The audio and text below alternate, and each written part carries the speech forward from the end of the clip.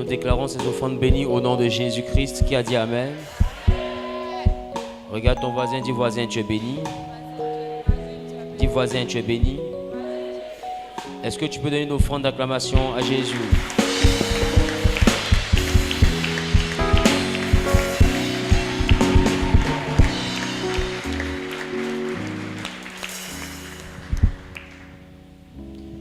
Pose la main droite sur la poitrine. Recommande le reste du moment entre les mains de Dieu. Dis à Dieu de venir prendre contrôle, de venir se glorifier. Et lève la voix et parle à Dieu.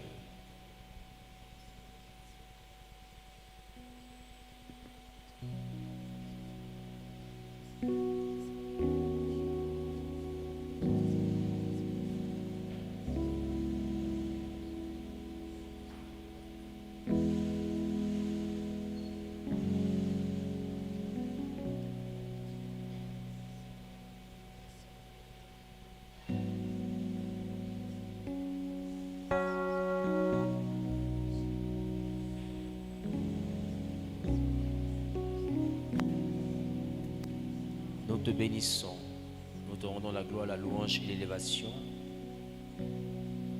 Merci Seigneur pour ta grâce, merci pour ta faveur, merci pour ta main puissante. Prends contrôle par ton esprit, viens et fais-nous du bien. Au nom de Jésus-Christ, notre Seigneur, j'ai prié. Amen. Assieds-toi sur la tête de tes ennemis. Bonsoir, peuple de Dieu. Je veux bénir Dieu pour la vie de la diaconesse Thiro. Et encore acclamer Dieu pour sa vie.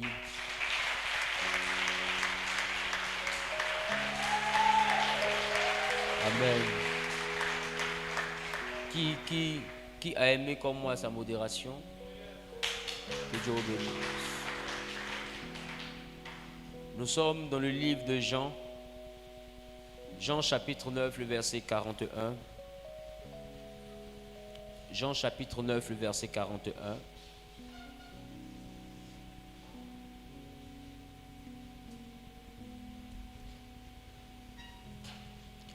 T'adorer,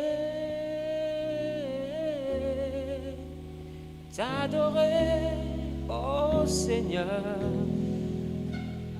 Mon désir est de t'aimer. T'adorer,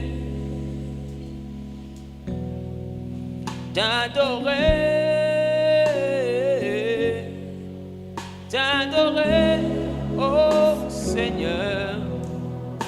Mon désir est de t'aimer, t'adorer.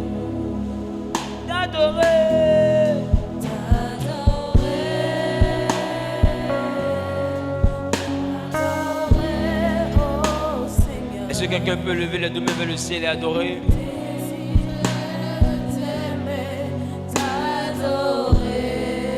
Jésus t'adorer.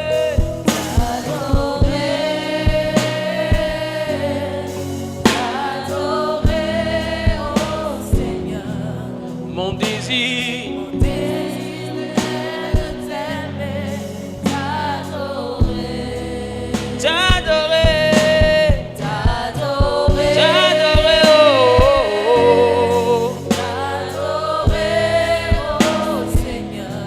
Mon désir,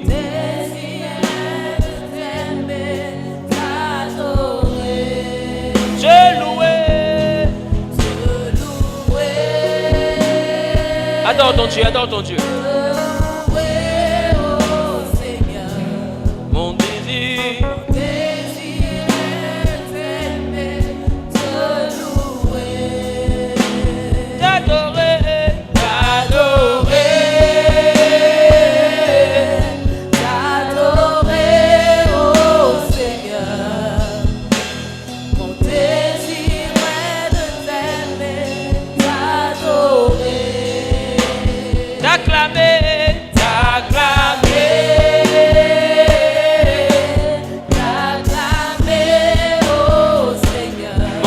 mon désir est de t'aimer, t'acclamer, te louer,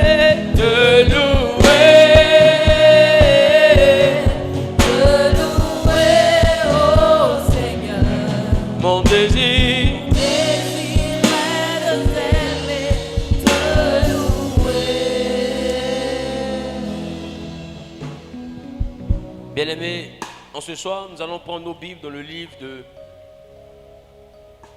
Jean, dans le livre de Jean, Jean chapitre 9, le verset 41. Jean chapitre 9, le verset 41. Nous lisons ensemble à l'écran 1, 2 et 3. Jésus leur répondit, si vous étiez aveugles, vous n'auriez point de péché. Maintenant vous dites, nous voyons, c'est pour cela que vos péchés subsistent. Alléluia. Assieds-toi dans la présence de Dieu.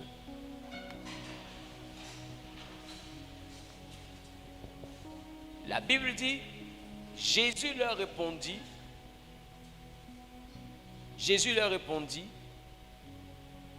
si vous étiez aveugle, vous n'auriez pas de péché. Amen. Si vous étiez aveugle, regarde ton voisin, dis à ton voisin, si tu étais aveugle, tu n'aurais pas de péché.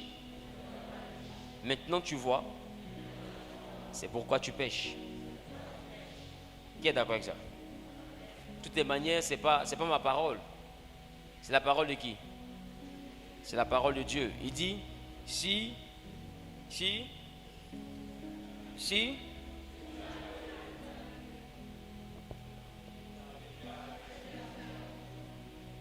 vous étiez aveugle, vous n'aurez pas de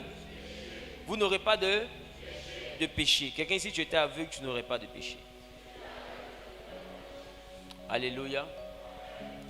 Bien-aimé, ce soir, je veux t'enseigner le péché. Dis avec moi le péché. Dis avec moi le péché. Vous savez, il est important que tu t'asseyes bien parce que ce message va te permettre de comprendre la suite de 2022. Assieds-toi bien, s'il te plaît.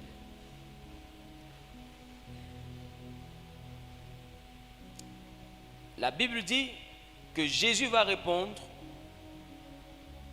Alléluia. Jésus va répondre une chose. Il va dire, si vous étiez aveugle, vous n'aurez pas de péché.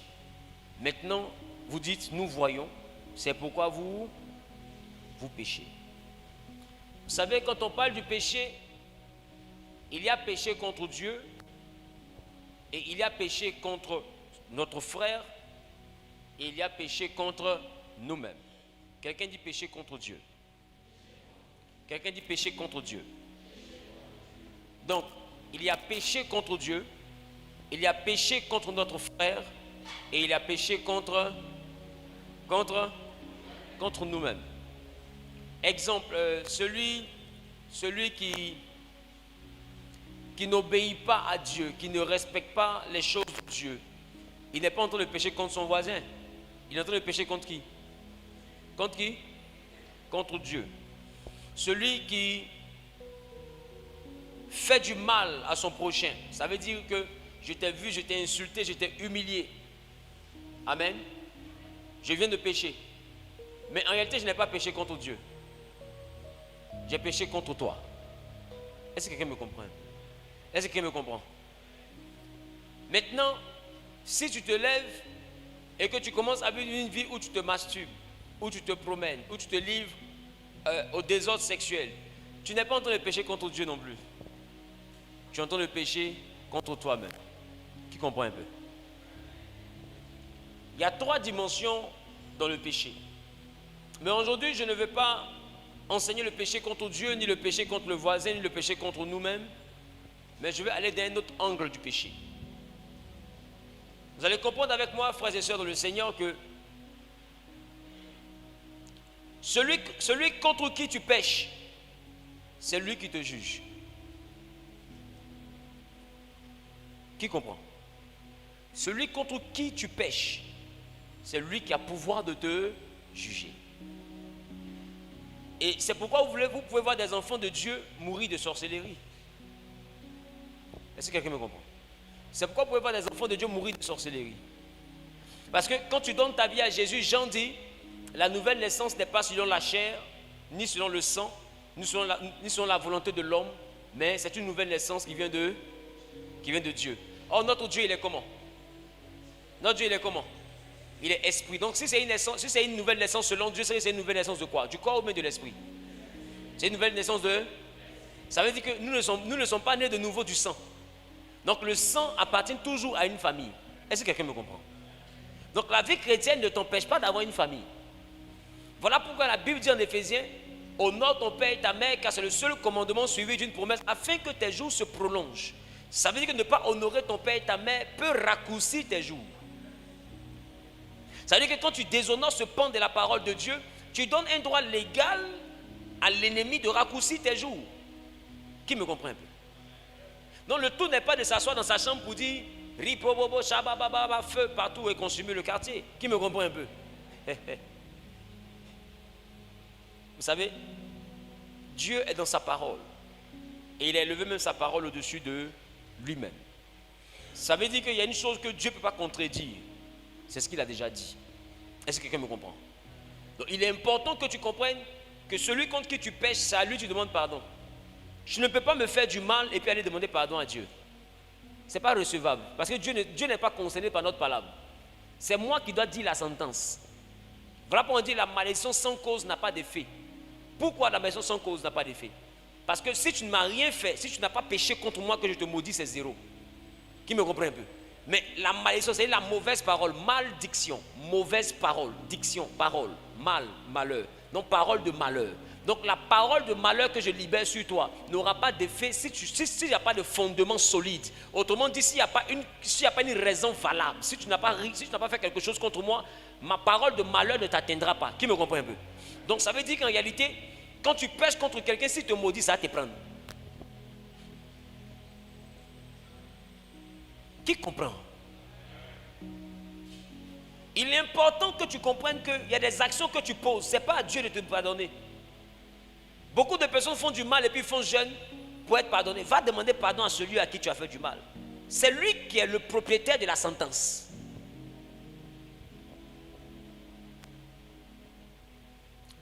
Mais là, aujourd'hui, je veux enseigner le péché, mais sous un autre angle. Parce que péché, c'est offenser Dieu, c'est offenser son prochain, c'est s'offenser, se détruire soi-même. Mais péché, c'est aussi manquer le but. Directement manquer le but. Manquer sa cible. Ah, tu n'es pas là. Dis encore manquer sa cible. Dis manquer son objectif.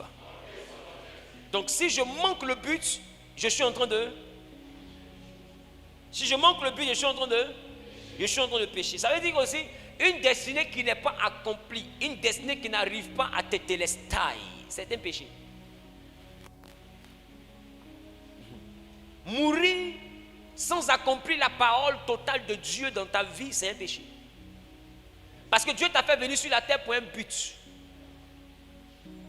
Et des fois, quand on vient sur la terre, on se comporte comme si on était venu de nous-mêmes. Or, c'est quelqu'un qui nous a envoyés sur terre. Et lui nous a envoyés sur terre parce qu'il a une mission qu'on doit accomplir. Et j'ai envie de choquer un peu quelqu'un. La mission n'est pas seulement dans une affaire de mariage. La mission n'est pas seulement dans une affaire de voyage. La mission n'inclut pas forcément le travail. Mais la mission, le but de Dieu, c'est ce qu'on appelle la destinée. Je veux dire à quelqu'un que dans ta destinée, il y a la destinée de d'autres personnes. Dans ta destinée, il y a l'avancée de d'autres personnes. Il y a la vie de d'autres personnes. Il y a la réussite de d'autres personnes. La vie est une course de relais. Qui connaît la course de relais? Qui connaît la course de relais? Comment ça se passe? Vous êtes plusieurs. Il y a peut-être 2 ou 3 dans le même camp. Et il y a un témoin. Et puis qu'est-ce qu'on fait? Quand on court, on arrive à l'autre, on donne. Et puis ensuite, l'autre il prend et puis... Donc tu vois qu'en réalité, Paul dit, j'ai combattu le bon combat. J'ai achevé la course. C'est que dans la vie, là, il y a une course. Alléluia. Ce que moi je suis en train de faire, je suis en train de courir. Et pendant que je cours dans ma vie, je suis en train de te passer un flambeau. Je suis en train d'accomplir une mission. Et ce que je suis en train de te donner, même si Dieu me rappelle un jour, cette chose que j'ai semée en toi là demeure en toi. Et tu seras capable de le vivre avec et d'en donner conseil à d'autres personnes. Et ça se relaie de personne en personne. Donc si je ne fais pas ma part, tu n'auras pas ton équilibre. Si tu n'as pas ton équilibre, quelqu'un d'autre n'aura pas ce conseil-là demain. C'est une affaire de relais. Est-ce que quelqu'un me comprend? Donc, il faut te demander pourquoi est-ce que Dieu permet que je vienne au monde. Il y a deux questions, sinon trois, qui en valent vraiment la peine. Qui suis-je? Qui suis-je?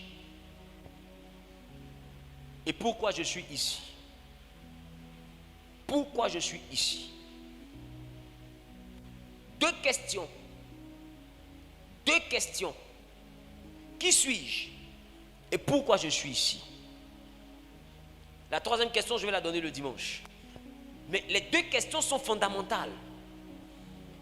Quand je te parle du péché, je te parle de manquer le but. Voici une nouvelle année où nous avons fixé 10 objectifs, c'est ça? 10 objectifs. Je veux te montrer comment ne pas te trahir toi-même vis-à-vis de tes objectifs. Qui me comprend un peu?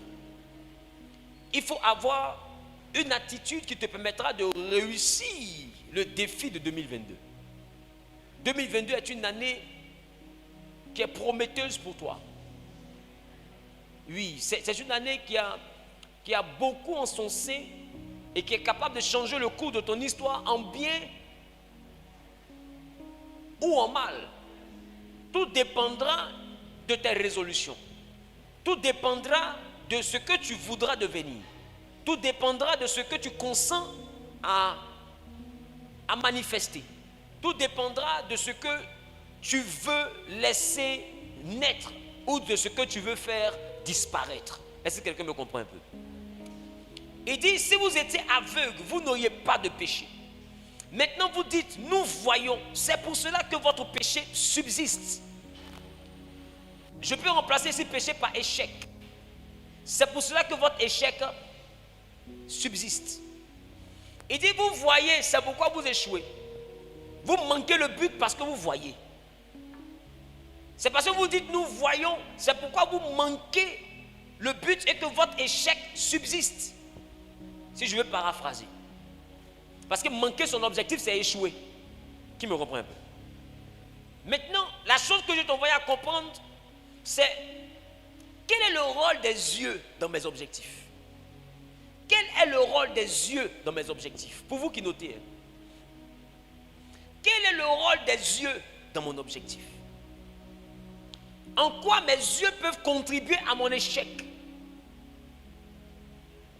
L'échec au niveau des yeux n'est pas dans ce que forcément tu regardes, c'est dans ce que tu contemples. Est-ce que quelqu'un me comprend? Est-ce que quelqu'un me comprend? Dis avec moi ce que je contemple.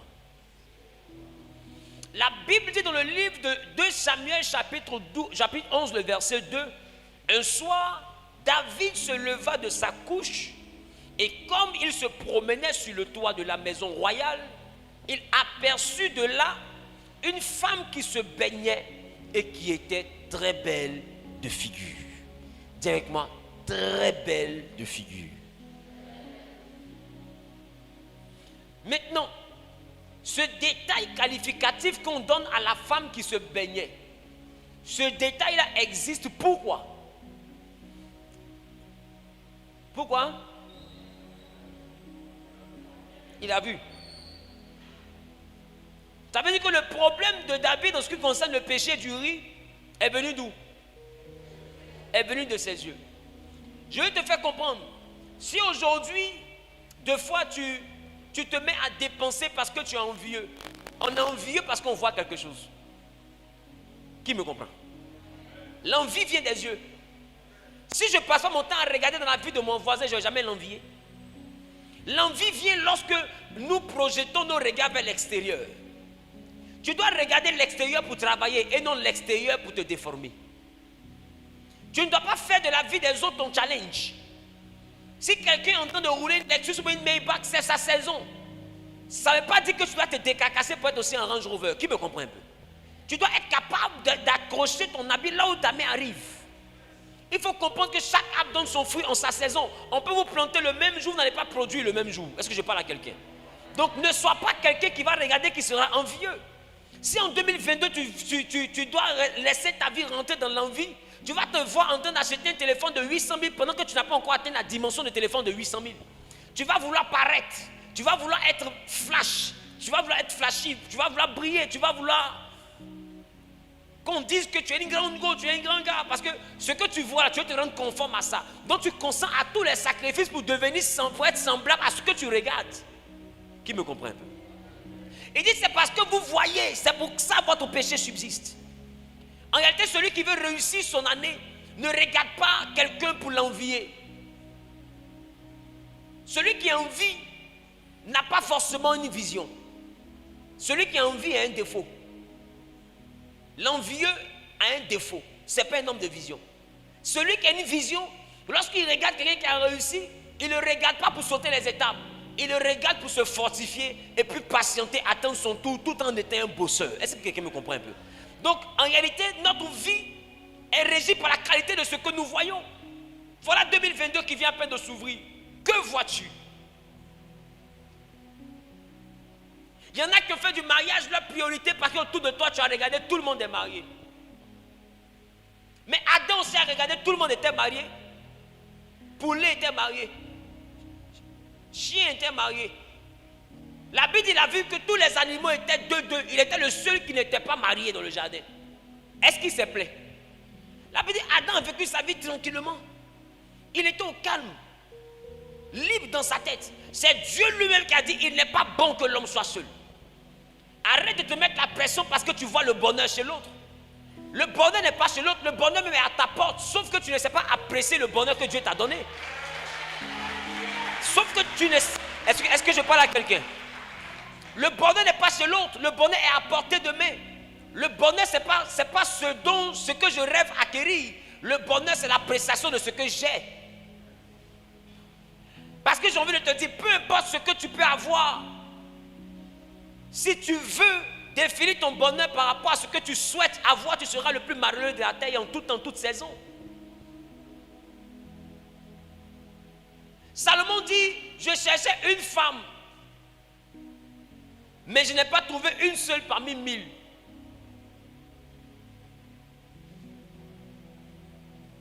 Salaud. Salaud. On peut faire ça. Et puis, ce n'est pas 1000 petits gars. Hein. C'est les reines. C'est les princesses. C'est-à-dire, une seule reine, elle fait le bonheur d'un homme. Il y en a qui rêvent de marier reine. Lui, il a eu jusqu'à son 1000. Salaud dit, il n'a pas trouvé une seule femme. Tu comprends qu'en réalité, c'est lui-même qui est la cause de son malheur. Ça veut dire qu'en réalité, il cherchait ce qui n'existait pas. Il cherchait une personne parfaite. Est-ce que quelqu'un me comprend? Salomon cherchait ce qui n'existe pas. Il cherchait une personne parfaite. Mais ça n'existe pas. Regarde, on m'a dit ça n'existe pas. Même s'il veut qu'il parte à 10 000, il ne va pas trouver une femme. Si c'est ce critère-là, seulement lui veut trouver. Là. Il ne trouvera jamais une seule femme. David a vu la femme d'Uri, il a trouvé qu'elle était belle et il a convoité. Qu'est-ce que toi tu convoites aujourd'hui? Le travail de ton ami? Le studio de ta camarade? Les chambres salon de quelqu'un? C'est ton promotion, il a une voiture. Tu convoites, c'est bien. Tu as envie de devenir comme lui, tu as envie de devenir comme elle.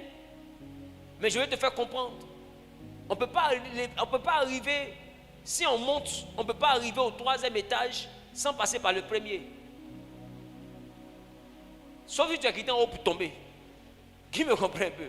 La seule manière de ne pas passer par le premier étage et pas arriver au 3e étage, c'est quitter au 4e pour tomber. Qui me comprend un peu?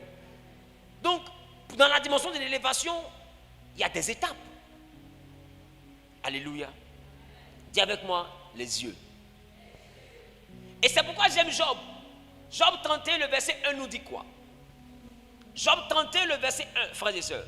Il dit, j'avais fait un pacte avec mes yeux, que je n'aurais pas arrêté mes regards sur une vierge. Regarde comment Job veut se préserver de quelque chose. Pour se préserver du péché charnel, Job fait un pacte avec ses yeux. Est-ce que quelqu'un me comprend? Regarde ton voisin, il faut dire j'ai besoin de ce pacte-là. Job fait un pacte avec... il a fait le pacte avec quoi? Job fait un pacte avec ses... Vous n'êtes pas là. Si on est là, on fait ça. Job fait un pacte avec ses... Il dit, je n'aurais pas arrêté mes regards sur une vierge. Ça veut dire que Job sait que la base du problème et de la dérive, c'est les yeux.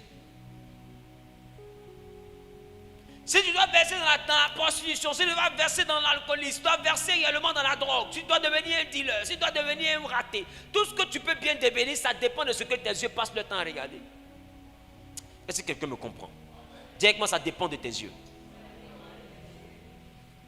C'est pourquoi j'aime le livre de Corinthiens pour te montrer quelle attitude tu dois imposer à tes yeux.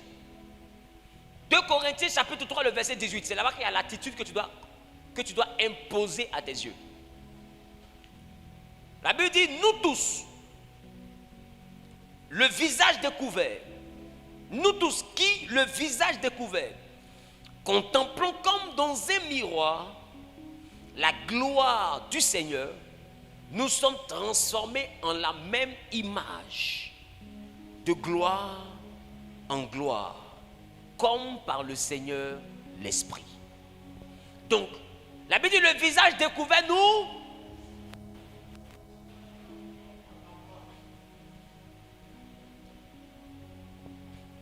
Est-ce que quelqu'un est là? La Bible, le visage découvert, nous... Le visage découvert, nous... C'est bien. Quand quelque chose est donné, c'est bon que tout le monde reprenne. Ça montre que vous êtes là. Alléluia. Il dit, nous tous qui le visage découvert, contemplons comme dans un miroir la gloire de l'Éternel. Nous sommes transformés en la même image, de gloire en gloire. Ça veut dire qu'au stade où nous sommes, ce que toi tu dois passer ton temps à regarder, c'est la gloire de Dieu. Mais c'est quoi la gloire de Dieu? La gloire de Dieu est dans ce que Dieu a déjà accompli au devant de toi. La gloire de Dieu est dans la délivrance qu'il t'a déjà apportée. Même dans le désert, à chaque fois que le peuple se plaignait, à chaque fois qu'il semblait oublier, Dieu leur disait, rappelez-vous de comment il vous a fait sortir de l'Égypte, comment vos pères ont été délivrés, comment il a fendu la mer. Il leur rappelait les exploits. Ça veut dire que vous ne devez pas perdre ça de vue. Tu n'es pas peut-être ce que tu as voulu devenir, mais ne perds pas de vue le bien que Dieu t'a déjà fait. Sa gloire est dans ces choses. Si tu passes ton temps à contempler dans ton esprit ces choses, à visage découvert, tu passes ton temps à revoir, à ressasser ces choses, à revoir ces choses dans ton esprit, ta vie va seulement enfanter que la gloire. Mais si tu passes ton temps à regarder la vie des autres, ta vie va enfanter l'envie. Est-ce que quelqu'un me comprend? Tu veux enfanter la gloire, il faut imposer cette gloire à ta mentalité. Il faut qu'à visage découvert, tu passes ton temps à contempler la gloire de Dieu et non la gloire des hommes.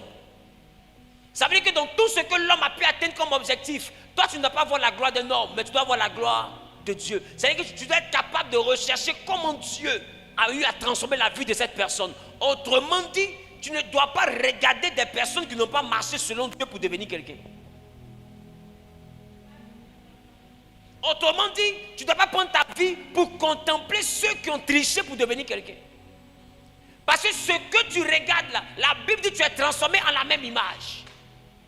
Si tu regardes une fille qui dort à la maison tous les jours, mais qui a tout l'argent du monde, qui a de belles voitures, on ne sait pas ce qu'elle fait, elle ne travaille pas, tu te renseignes, on dit non, elle passait dans les gares. À un moment donné, tu vas te dire qu'il te faut un grand gars.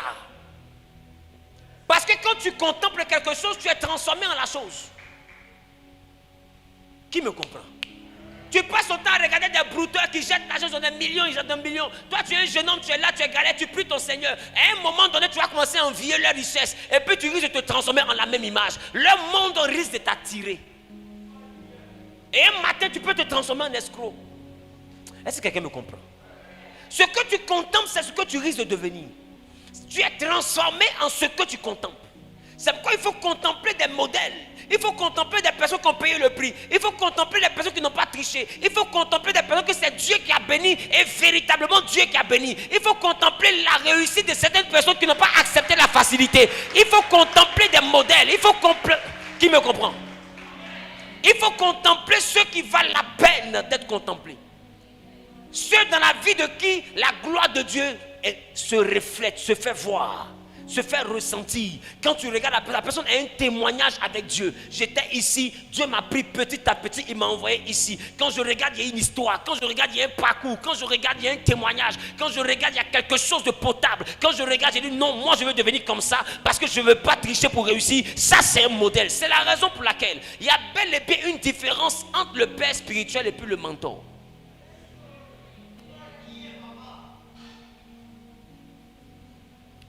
Le père spirituel peut être à la base de ta conversion.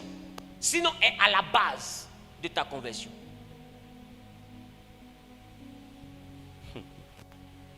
Le père spirituel est à la base de ta conversion. Mais le mentor est un modèle. Le père spirituel, on ne l'admire pas. Le père spirituel en limite. Plutôt, le mentor, on ne l'admire pas. Le mentor en limite.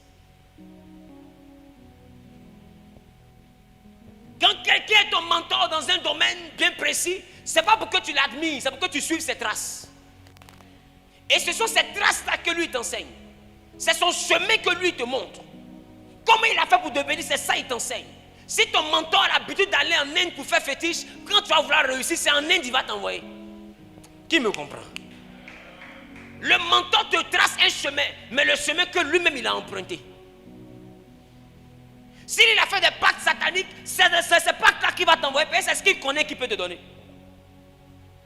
Donc, dans la vie, il faut comprendre. Quand tu veux réussir, il te faut un mentor. Mais le mentor, il faut comprendre qu'il ne doit pas être propriétaire de n'importe quel type de gloire. Il doit être propriétaire de la gloire qui vient de l'Éternel. Pour que le chemin qui te monte soit le chemin de l'Éternel. Est-ce que quelqu'un me comprend? Non, le mentor est différent du père. Élisée, son père spirituel n'était pas Élie. Élie ne l'a pas converti. Est-ce que quelqu'un me comprend? Élie ne l'a pas converti. Mais Élie lui a donné un manteau. Et quand tu regardes ce que Élie a fait, Élisée l'a fait aussi. Élie a fendu le Jourdain. Élisée aussi a fendu le Jourdain.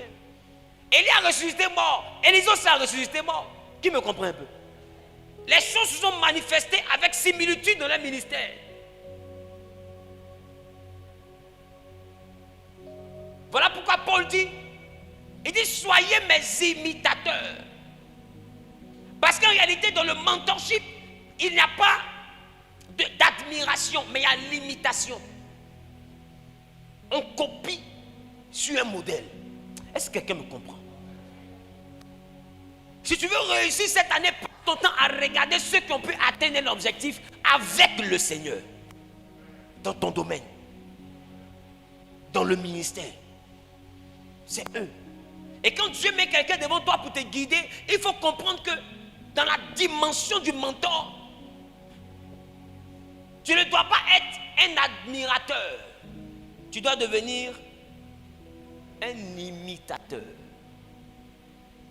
Regarde, Jésus dit, tout disciple accompli devient comme son maître. Est-ce que ce que le maître fait, le disciple aussi le fait pareillement? Le serviteur peut le faire aussi pareillement. Pourquoi? Parce qu'il devient une copie. Qui me comprend un peu? Il devient une autre représentation de l'onction qui est là. Quand on a vu Élisée fendre le Jourdain, ils ont dit l'esprit d'Élie repose sur Élisée. Ça veut dire que son mentorat, quand on le voit là, sa manière d'agir là, ça ressemble à Élie. Est-ce que quelqu'un me comprend? Ça ressemble à Élie. Tu ne peux pas réussir si tu contemples n'importe quoi.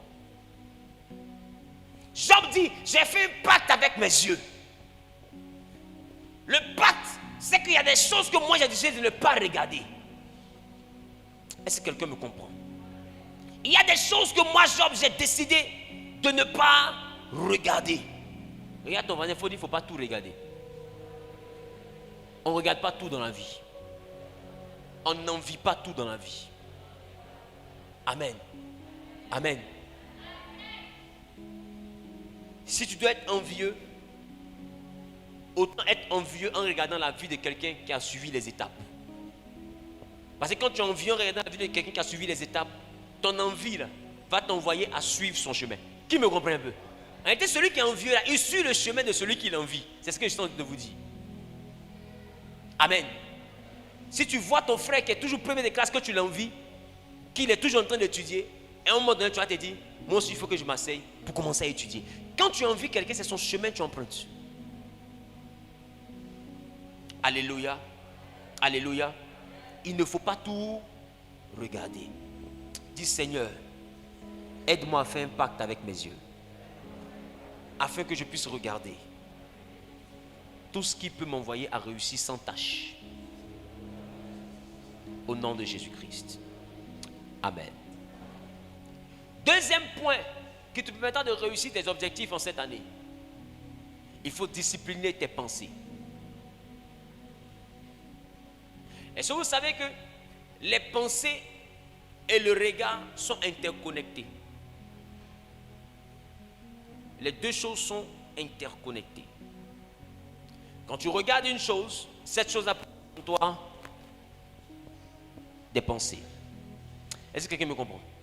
Donc, quand je te parle de contempler, deuxième chose qu'il te faut assujettir, c'est le système de ta pensée. Voilà pourquoi la Bible dit, nous qui à visage découvert contemplons comme dans un miroir la gloire du Seigneur, nous sommes transformés en la même image, mais de gloire, de gloire, de gloire.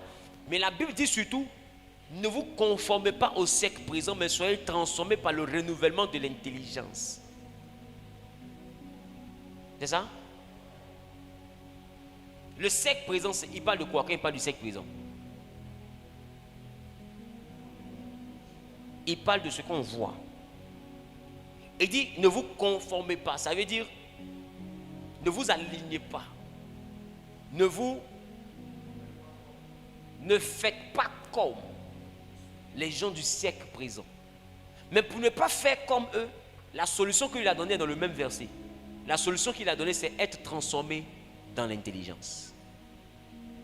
Dans le renouvellement de l'intelligence. Ça veut dire que si dans ta mentalité, tu n'es pas transformé, tu seras comme eux. Est-ce que quelqu'un me comprend? Tu vas beau te faire appeler chrétien, mais tu auras leur comportement.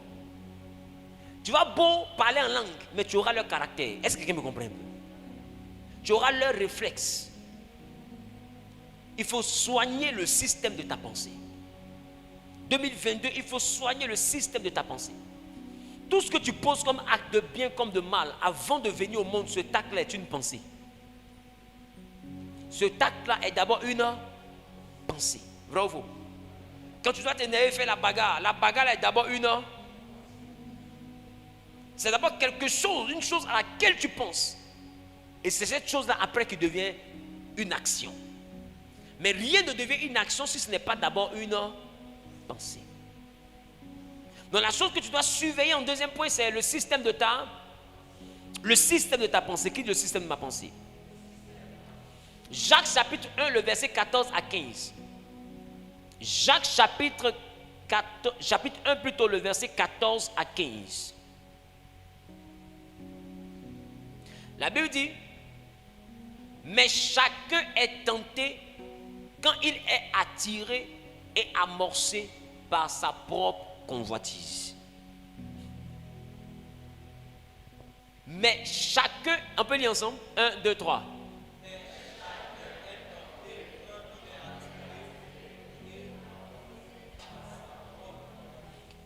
Verset 15. Puis,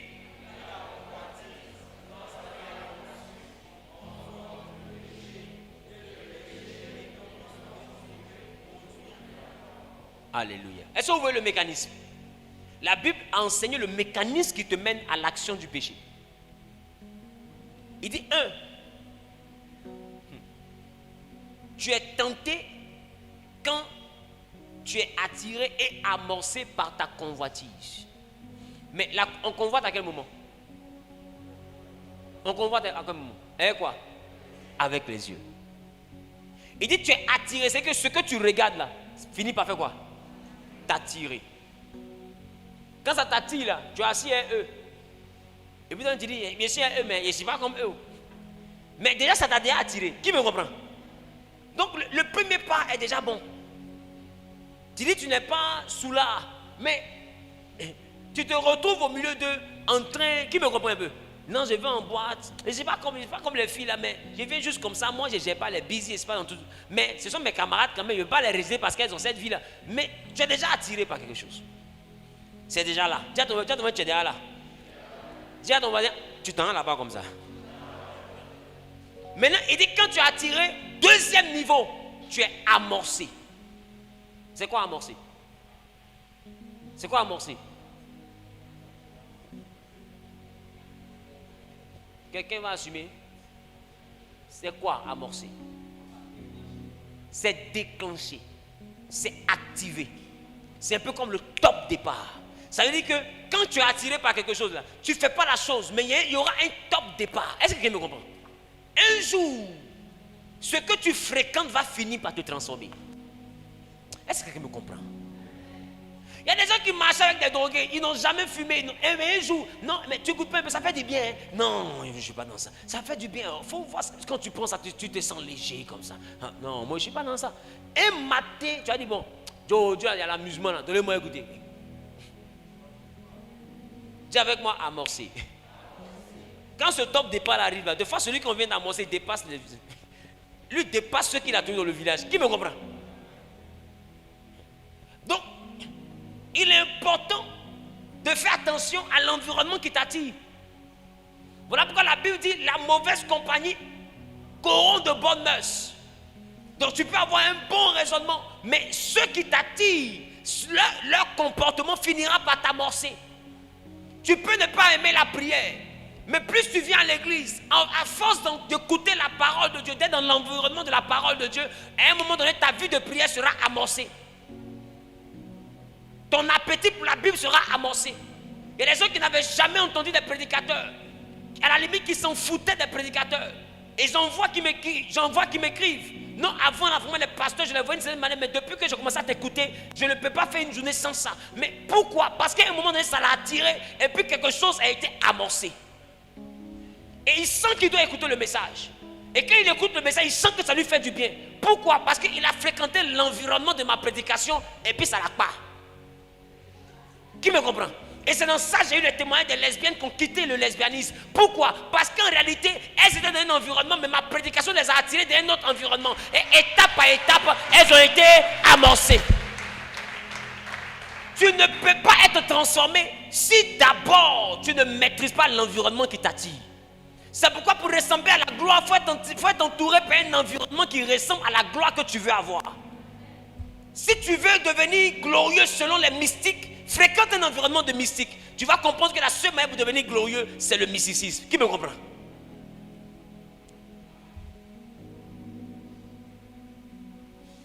Il faut savoir gérer le système de ton environnement. Parce que la vie, là, c'est le résultat d'une contemplation. Et dit, lorsque nous finissons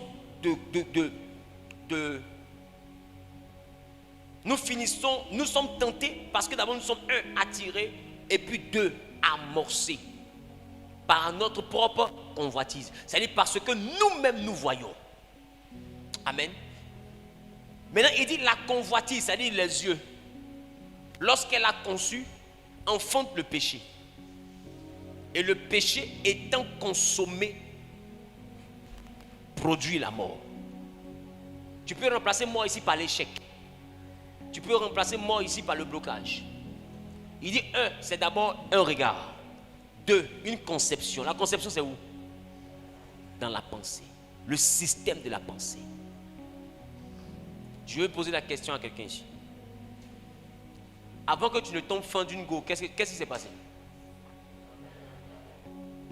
Tu as fait quoi? Tu as arrêté le mouvement. Amen. Avant que tu ne tombes fan de la gloire, qu'est-ce qui s'est passé? Ou bien tu étais une go. Bon, tu n'étais pas. Tu es une fille. Avant de tomber amoureuse de quelqu'un, qu'est-ce qui s'est passé d'abord? Il y a d'abord les yeux. C'est pas ça? Maintenant, deuxième chose. Tu es attiré. C'est pas ça? Et par exemple, tu as vu que c'est le genre. Bon. Il dit quoi? Viens partir au restaurant bien. Donc, comme c'est déjà quelque chose qui peut, tu vois, tu ne maîtrises pas trop, mais ça t'attire un peu quand même. Tu as au moins en toi quelque chose qui dit, tiens, tu te maries et fais rien à la maison, je peux partir, il n'y a rien. Qui me comprend un peu? Qui voit que c'est ça? Maintenant, quand tu arrives au restaurant, vous causez, vous buvez, tout. Tu vois que vous vous accrochez d'une manière. Et puis un coup comme ça, tu as amorcé. Qui me comprend? Et maintenant, une fois que tu as amorcé maintenant, tu vois que Dieu maintenant te dit, faut pas faire. Faut pas faire. Moi là, je suis chrétien, il ne faut pas faire. Oh, tu es déjà déclenché. Ils sont se rappeler. Oh, les zombies. Nous sommes humiliés. Qui me comprend? Donc la Bible est vraie. C'est pas moi qui connais la Bible. La Bible est vraie. Qui me comprend? Donc c'est-à-dire que le système qu'on est en train de définir là, la Bible a déjà prévu comment toi tu pêches. La Bible connaît. Donc c'est le même système chez tout le monde. Dieu est vrai, sa parole est vérité. Tu ne peux pas concevoir et puis ne pas enfanter. C'est pourquoi tu dois lutter ton système de pensée. Pour ta réussite, tu dois travailler le système de ta pensée. C'est important. Quelqu'un dit le système de ma pensée doit changer. Amen. Et c'est pourquoi Jésus, quand quelqu'un, il dit, celui qui parmi vous convoite, même dans sa pensée. C'est ça? Amen. Il dit, quiconque regarde une femme pour la convoiter a déjà commis l'adultère avec elle. Matthieu chapitre 5, le verset 28. Il dit, quiconque regarde une femme pour la convoiter a déjà commis l'adultère. Regarde à quel niveau Jésus envoie le péché. Je vais vous faire comprendre que le péché, ce n'est pas seulement qu'une action, le péché est une pensée. Donc l'échec dans tes objectifs peut sortir de tes pensées. Tu ne peux pas réussir si dans ta pensée, tu as déjà l'image de l'échec ou d'une malédiction qui te suit partout. Est-ce que quelqu'un me comprend? Il y a des gens qui veulent réussir, qui font des efforts, mais dans leur tête, là, ils sont déjà l'échec fait cher. Ils sont déjà perdants dans leur âme. À l'intérieur d'eux, il n'y a même pas une substance qui rappelle la réussite. Tout en eux est échec. Tout en eux est malédiction. Leur pensée, c'est malédiction, c'est échec, c'est sorcellerie, c'est blocage. On me poursuit, on m'en veut, on m'attaque. C'est ça seulement leur pensée. Il n'y a aucune gloire qu'ils contemplent. Ils contemplent seulement que l'échec. Ils contemplent que le célibat des autres. Ils contemplent la malédiction de la famille. Mais il faut comprendre que ce que tu contemples, c'est ce que tu deviens. Dans toutes les familles, il y a la sorcellerie. Mais tu ne vas pas prendre ton temps pour t'attarder sur la sorcellerie de la famille de ton père pendant que Dieu est en train de te dire tu deviendras une femme de gloire. En ce moment, qu'est-ce que tu fais? Est-ce que tu transformes tes pensées en la gloire à laquelle Dieu t'appelle ou tu laisses tes pensées semblables à la misère de ta famille? C'est à toi de faire le choix. Il dit tu dois regarder la gloire que Dieu te promet et te laisser transformer en la même image de gloire en gloire. Il faut contempler ce que Dieu te promet. La gloire qu'il t'a dit. Il dit tu seras un puissant homme d'affaires. Tu seras une puissante femme d'affaires. Tu seras une businessman. Arrête de regarder la maison de ta famille et puis commence à contempler ce que lui il a dit que tu seras. Tu n'es pas ce que le monde dit que tu es. Mais tu es ce que Dieu dit que tu es. Il y a des gens à qui dans la vie desquels les prophéties sonnent, mais qui eux-mêmes ne croient pas en leurs prophéties. Les promesses de Dieu demandent absolument à ce que tu les contemples. Chaque jour, quand Dieu dit que tu seras un homme puissant dans les affaires, il faudrait que les puissants hommes d'affaires puissent te faire comprendre que c'est ton futur qui est là. Ta pensée. Je peux ne rien avoir dans ma poche. Mais j'ai décidé de ne plus être pauvre. On n'est pas pauvre parce qu'on n'a pas l'argent dans la poche. On est pauvre parce qu'on n'a pas l'argent dans la tête.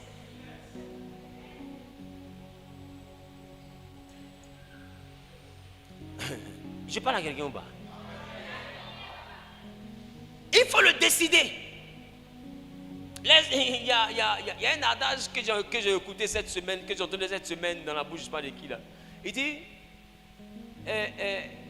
c'est l'homme qui fabrique l'argent, mais c'est Dieu qui donne. Le partage est Dieu qui fait. Donc il faut comprendre. Si Dieu te dit que tu seras quelqu'un de glorieux, arrête de te poser les questions de est-ce que, de comment. Arrête de combattre ta prophétie avec ta propre pensée. D'autres sont là. Tu les vois, ils brillent, tu les vois, ils brillent, mais quand ils sont seuls, il ne faut que pleurer.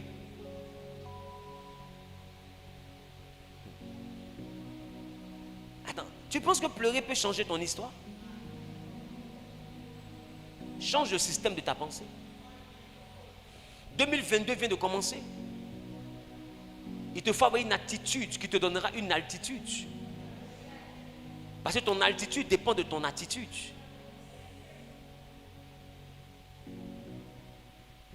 Si tu veux que la vie te donne ce que tu mérites, prouve que tu le mérites.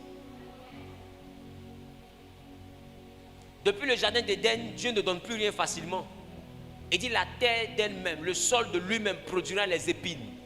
C'est normal que quand tu t'assois, tout soit épine autour de toi. Mais il dit à force de travailler, tu gagneras ton pain. Donc quand tu te lèves pour que ton histoire change, les épines se changent en fruits. Tu veux changer ta vie? Ça dépend de toi. Alléluia. Dis avec moi, Seigneur, renouvelle mon système de pensée. Dis, Seigneur, renouvelle mon système de pensée. Arrête de penser que pour devenir quelqu'un, il te faut un grand gars. Arrête de penser que pour devenir quelqu'un, il te faut une grande gognani quelque part. Arrête de penser que pour que les gens te marient, tu dois avoir au moins 4 gars, 5 gars. C'est pas qui va se dessiner entre les deux. C'est sûr, Joe, il faut avoir là, au cas où c'est lui-là. Qui me comprend?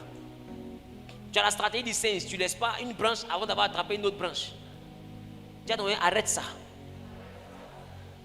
Libère ton esprit de cette mentalité. La première délivrance, c'est la délivrance de ta pensée. On peut prier pour toi, tu peux tomber, te relever, mais si dans ta pensée tu ne t'es pas délivré, tu sais que la délivrance n'est pas effective. La vraie prison de l'homme n'est pas dans le spirituel, c'est dans sa tête. Je parle à quelqu'un. Que Dieu te donne la mentalité d'un homme prospère. Que Dieu donne la mentalité d'une personne prospère. Qui donne la mentalité d'un gagnant. Qui donne la mentalité d'un victorieux. Que Dieu te donne la mentalité de quelqu'un qui domine. Qui donne la mentalité de quelqu'un qui réussit dans toutes ses entreprises. Que Dieu te donne la mentalité de quelqu'un qui était conquérant. Qui donne la mentalité de quelqu'un qui était victorieux. Que Dieu te donne la mentalité qui fait qu'on te suit, mais toi tu ne suis personne. Que Dieu donne la mentalité qui fera que c'est toi qu'on bénit. C'est toi qu'on choisit. Partout c'est toi qu'on impose. Au nom de Jésus-Christ. Assieds-toi. Dans ta pensée, ne te vois plus comme un loser. Vois-toi comme un héros. Il faut être dégagé de la mentalité du suiveur. Beaucoup sont au fond de Dieu, sont dans la maison de Dieu, mais sont des suiveurs, mais d'une dimension mais extraordinaire. Il y en a qui n'ont même pas de décision. Ils suivent un groupe. Les gars, vous dites, vous faites quoi? En train de manger. Ben allons-y. Vous dites, vous faites quoi? On regarde la télévision. Ben allons-y. Vous dites, vous faites quoi? On s'en la plage. Mais allons-y. Toi, tu n'as jamais de décision. Même Rentemplant, même dans Lucky Luke, là, deux fois, il faisait ce qu'il veut un peu.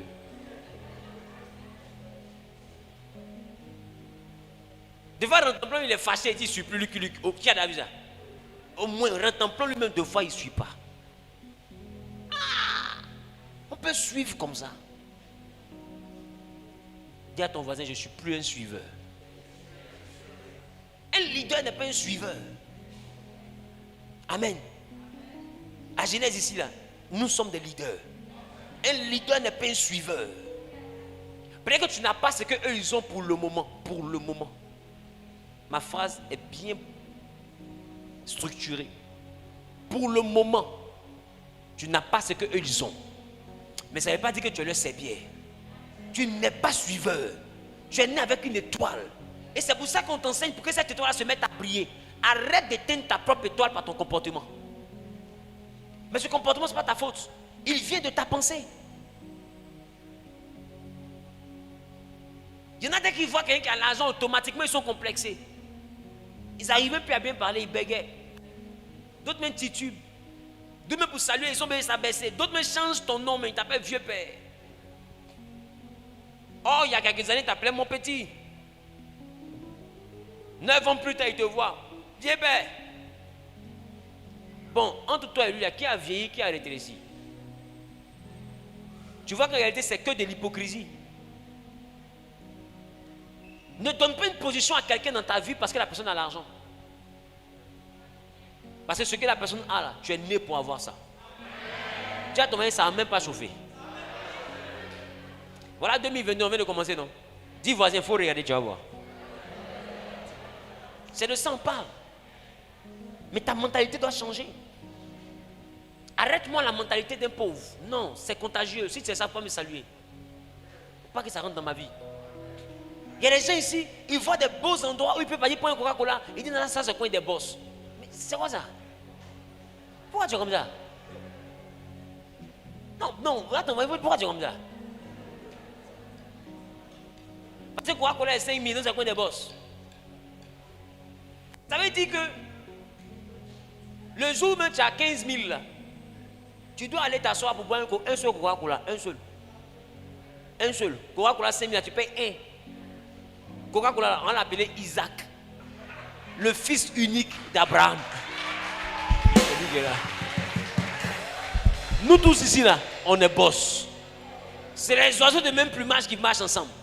Quand tu n'as pas de plumes, frotte-toi à ceux qui en ont. Pour toi, va pousser. C'est tout. Là où on dépose le fer, là, c'est là-bas il attire aimant. Non, là où on dépose l'aimant, c'est là-bas il attire le fer. Tu veux attirer des personnes d'une certaine dimension, mais il faut te déposer là où ces personnes marchent. Il y a des petits fumés qui ne sont même pas comme toi. Ils sont dans des voitures, mariés, maison là même, c'est balèze dans des rancunes. Toi, tu es encore en train de te battre dans un studio, dans un gré là. Et puis en plus, l'eau ne monte pas. C'est quoi ça?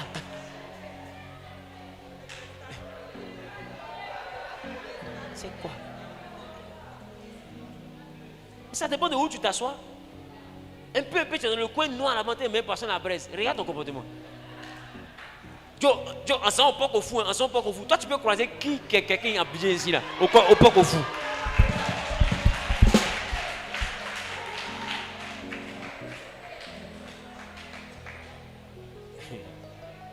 Toi, tu as trouvé qui quelqu'un au poc au fou?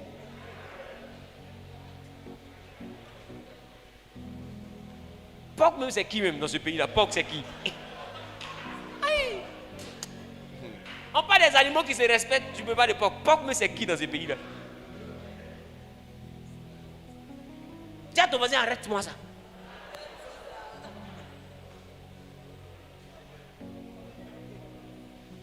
Il y a des lieux où la bénédiction t'attend. Il y a des lieux.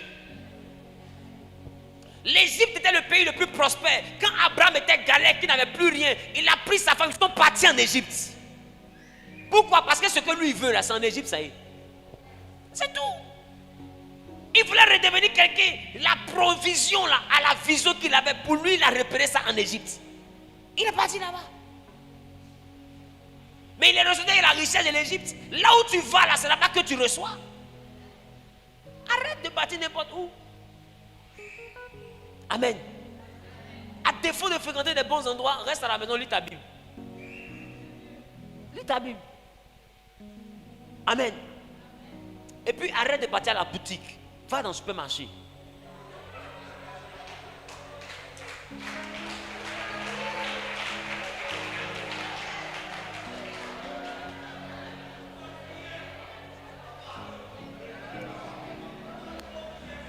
Il y a ton voisin, dis à ton voisin, va dans le supermarché. Les enfants qui sont connectés à Internet, j'espère que vous comprenez bien ce que j'ai dit. Arrêtez de partir à la boutique, allez dans le supermarché. Il faut payer au mot climatisé.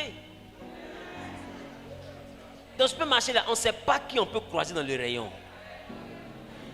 Il y a des endroits. Dis avec moi, il y a des endroits. Il faut éviter. Il y en a même qui sont assis, tu t'assois au bélodrome. Oh! Ça dit que. Faut plus venir ici pour que tu t'imposes les mains. Faut pas ton notion bénétique là va rester dans ma main. Pardon. Ah! mon enfant dans la foi au Bélodrome. Pourquoi? Des fois, Satan te voit là-bas, mais au lieu de t'attaquer, il est comme ça. Satan lui-même, il est comme ça. On dit Satan, il faut l'attaquer comme ça. Il y a des balles, il ne faut pas gaspiller dans la vie. C'est là.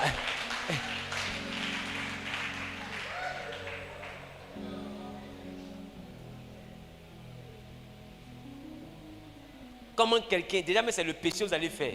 Maintenant pour pécher là, il t'envoie d'un endroit, il t'envoie dans un bungalow.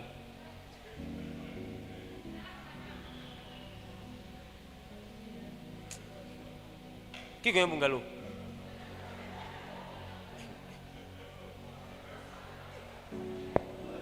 C'est-à-dire que toi-même tu ne crois pas en toi, quoi, c'est tout.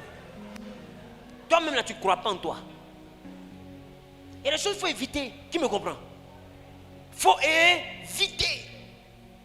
2022 là, il faut éviter. Renouvelle ton système de pensée. Je parle à quelqu'un en bas. Je parle à quelqu'un en bas. Troisième point. Il faut discipliner tes oreilles. Qu'est-ce que tu entends? Il faut discipliner tes oreilles. Qu'est-ce que tu entends?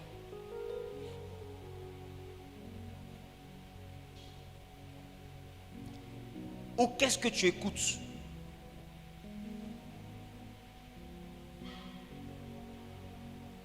Et là, je vais parler des conseils que tu écoutes. Qui te conseille? Qui te parle? Regarde dans la parole de Dieu. Le roi de Nebuchadnezzar, ses conseillers, c'était les astrologues, les mages, les chaldéens. Les chaldéens, ce sont des devins. C'était que des êtres, c'est des personnes spirituelles qui conseillaient les rois. Mais toi, qui te conseille? Regarde, on va dire qui te conseille.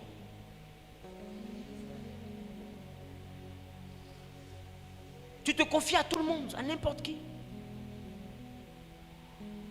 Dis à ton voisin, on ne fait pas ça. Quand on veut devenir un grand en 2022, là, on ne se confie pas à n'importe qui. On se confie à quelqu'un qui a la dimension pour t'aider à atteindre ton objectif. Désormais, je suis ici chaque mardi. Tu veux que ton père spirituel te conseille, tu viens le mardi. Puis je vais te parler.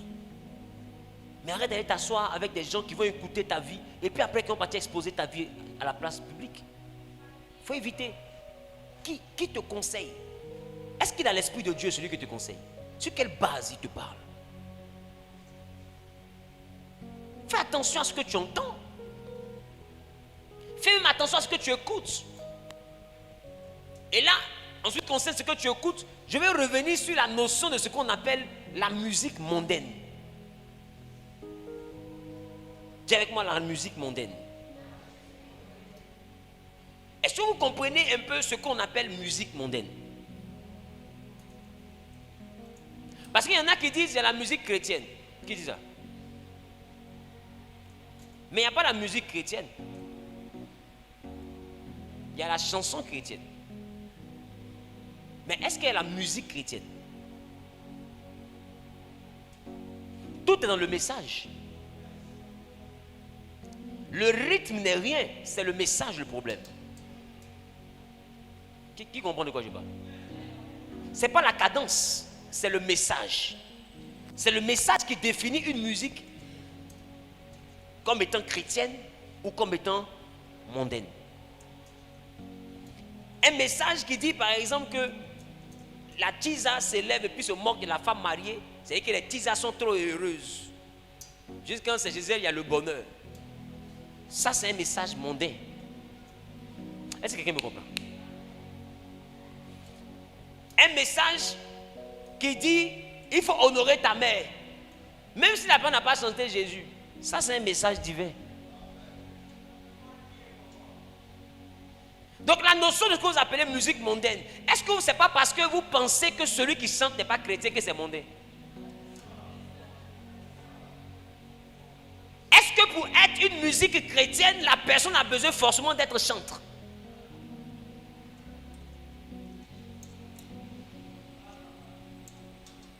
Est-ce qu'il n'y a pas des gens qui ne sont pas chrétiens mais qui donnent des chansons? qui instruisent, qui conscientisent, qui te mettent sur le droit chemin, qui te sensibilisent. Est-ce qu'on peut qualifier encore cette musique-là de musique mondaine? C'est quoi ce que les gens appellent la musique mondaine alors? Moi, de ma définition, je définis la musique mondaine comme toute musique qui m'envoie à la dérive et me loigne de la parole de Dieu. C'est ça ma définition. À un moment donné, il faut que les chrétiens arrêtent de nous fatiguer.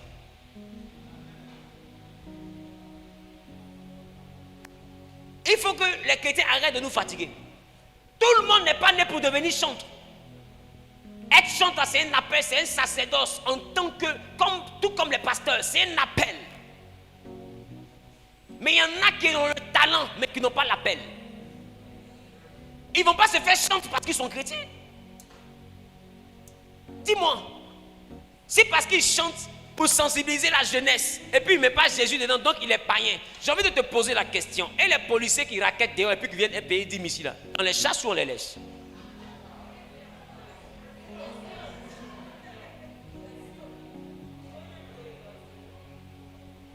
On les chasse ou on les laisse?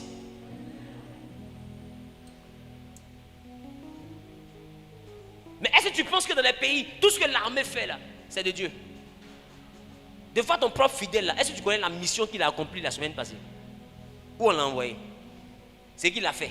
Lui-même, des fois, il chicote, il sait que c'est injuste, mais comme on lui a dit de faire, il fait. Qui c'est ça? Arrêtons de caricaturer les gens. Et aujourd'hui, il y a beaucoup d'enfants de Dieu, et ça me fait mal. Il y a beaucoup d'enfants de Dieu, mais qui ne sont pas chanteurs, qui font de la musique urbaine. Il faut comprendre ce qu'on appelle musique urbaine. Ça décrit des fois l'état de la société, ça présente des choses, ça peut motiver, tout comme ça peut envoyer à la dérive. Tout dépend du message qu'il y a à l'intérieur. Mais d'autres font juste de la musique. Simplement de la musique. Et qu'un message qui peut envoyer la jeunesse à se redresser. Et il y a beaucoup d'enfants de Dieu aujourd'hui qui sont dans le milieu que vous appelez le milieu du monde. Mais c'est votre comportement, votre jugement qui les chasse. Parce qu'ils ne peuvent pas devenir chanteurs. Oh, leur métier c'est chanter. Ils ne peuvent qu'être que chanteurs.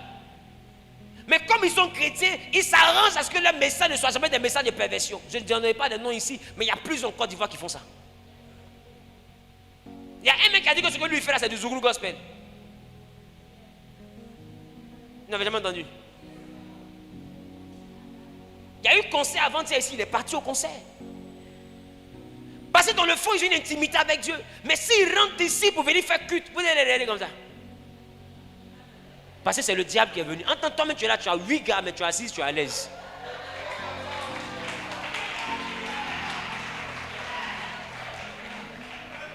Il faut que les chrétiens nous libèrent un peu. Libérez-nous un peu, hein, avancez. Libérez-nous un peu. Je parle à quelqu'un. Le tout est dans le message. Je vais dire à quelqu'un, s'il y a quelque chose qui te sensibilise à aller avec les fétiches, n'écoute pas ce message. S'il y a une musique qui te montre que, comment on appelle, tu es belle donc, c'est les fesses qui comptent. Non, ça c'est quel message? Un message qui te parle que de tes fesses. Pour danser ça, il faut montrer si tu as fesses. Si tu n'as pas fesses, on ne danse pas. Toi-même, il faut voir.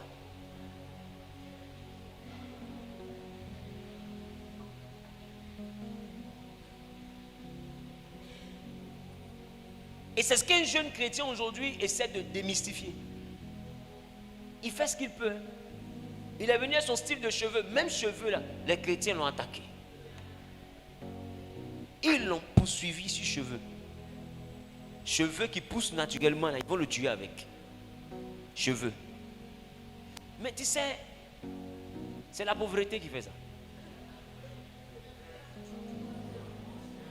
Moi je vous dis, c'est la pauvreté qui fait ça. Parce que si vous étiez monté dans l'avion pour aller aux États-Unis, pour aller en Europe, vous n'allez pas condamner cheveux. C'est la pauvreté qui fait ça. C'est la pauvreté. Je vous dis, le jour où vous allez voir, vous allez comprendre. C'est la pauvreté qui fait ça. Ils ont dépassé le stade des cheveux là-bas. C'est pas des cheveux. Bon, cheveux, là, vous savez que Samson a des nattes. Il a des tresses. Qui c'est ça? Dieu n'est pas désigné chez lui. Arrêtons. Il dit libérons-nous un peu, pardonnez.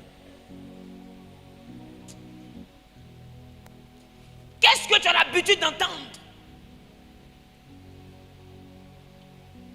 Qu'est-ce que tu as l'habitude d'entendre? Il y a un rappeur, il fait du rap français, je laisse son nom. Quand moi je l'écoute, je dis toujours lui là, c'est un prédicateur. Ces textes sont d'une profondeur philosophique. Il y a des philosophies dans son nom là. Tu sais, quand tu as dit de partir à l'école là, c'était pour ton bien. C'était pour ton bien. C'était pas les sorciers qui t'envoyaient là-bas, c'était vraiment pour ton bien. Parce que, à un moment donné là, l'analphabétisme peut se mélanger à la spiritualité et puis nous fatiguer. Voilà.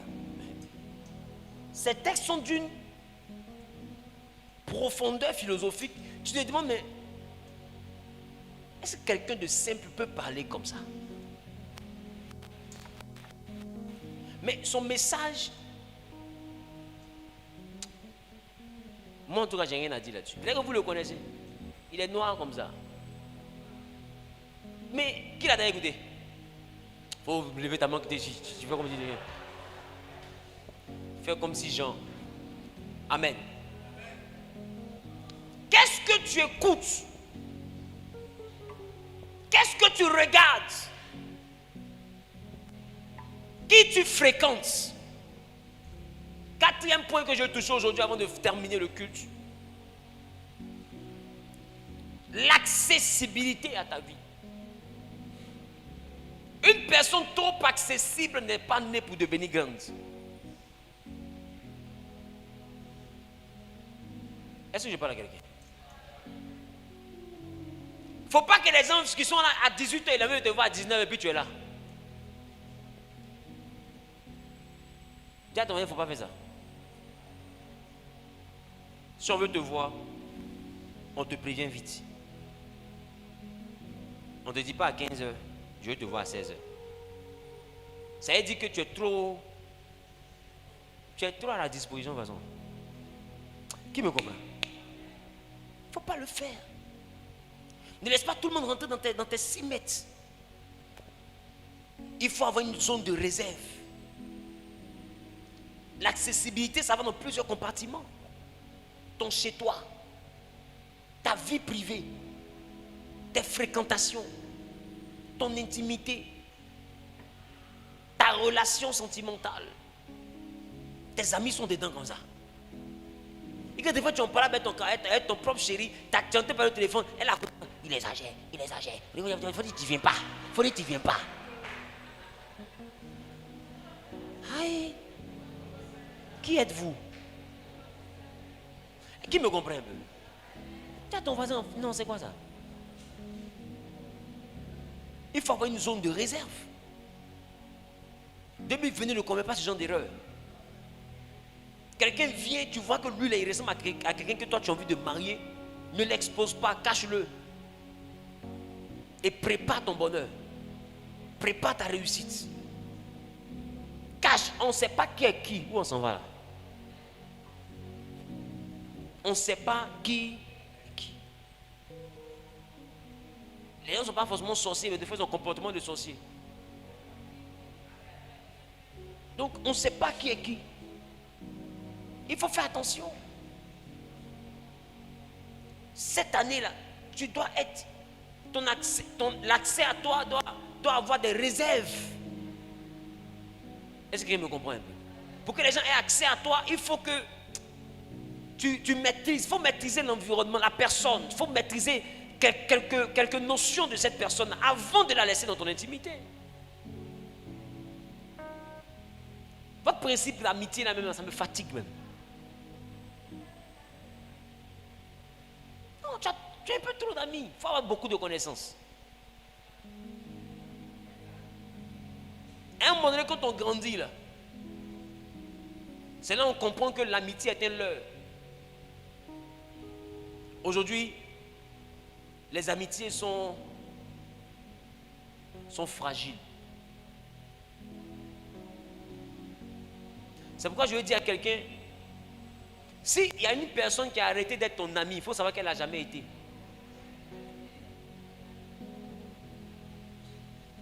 Donc, évite de charger amitié en 2022. Là. Pas charger amitié. On se voit, quelquefois en passant, on se parle. Mais mes projets, c'est pour moi. Ma vie sentimentale, c'est pour moi. Qui me comprend un peu? Et tu t'organises, loin des regards indiscrets. Tu vas voir que tu vas devenir quelqu'un.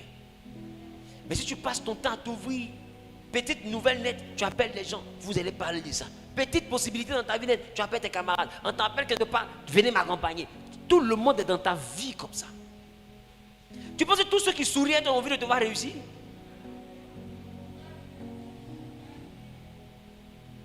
Il y a des amis qui vont décider de te détester parce que tu es en train de réussir. Il y a des amis qui sont compatibles quand tu as galère. C'est le port USB là, c'est compatible à la galère. Tant que tu es pauvre, vous allez vous entendre. Mais quand tu commences à t'en sortir, ils vont te coller toutes sortes de défauts. Elle est prostituée, je ne voulais pas faire ceci, elle est ceci, elle est cela. Demain tu ne viens plus chez elle là, c'est parce que j'ai découvert telle chose. Il ment. La seule chose, c'est que ton bonheur est en train de le frustrer. Est-ce que quelqu'un me comprend? Faites attention. Et d'ailleurs, même l'ami d'aujourd'hui est l'ennemi de demain. C'est pourquoi il y a des données de toi qu'il ne faut jamais partager, même en amitié. Fais attention. Sinon, le revers de la médaille, là, ça va te dégoûter. Je parle à quelqu'un ou pas? Dis à ton voisin, faisons attention. Dis à ton voisin, faisons attention. J'ai beaucoup parlé, mais je sais que je n'ai pas bavardé. Le dernier point, il faut mettre toutes choses en prière. Amen. Il faut mettre toutes choses en prière. Par rapport à l'accessibilité, je vous donne 3 versets rapidement. Le premier verset, prenez Proverbe plutôt, chapitre 13, le verset 20. La Bible dit, celui qui fréquente les sages devient sage. Mais celui qui se plaît avec les insensés s'en trouve mal. Celui qui fréquente les sages devient sage. C'est-à-dire que ce que tu as l'habitude de fréquenter, là, tu deviens comme eux. Il faut faire attention à tes fréquentations. Je parle à quelqu'un ou pas? Je parle à quelqu'un ou pas?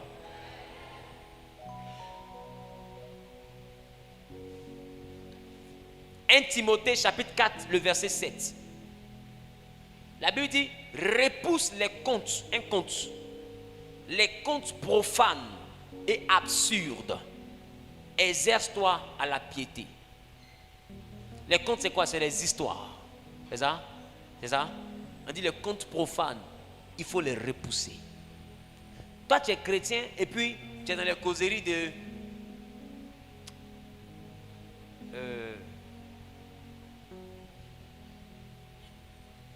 On a vu revenant ici.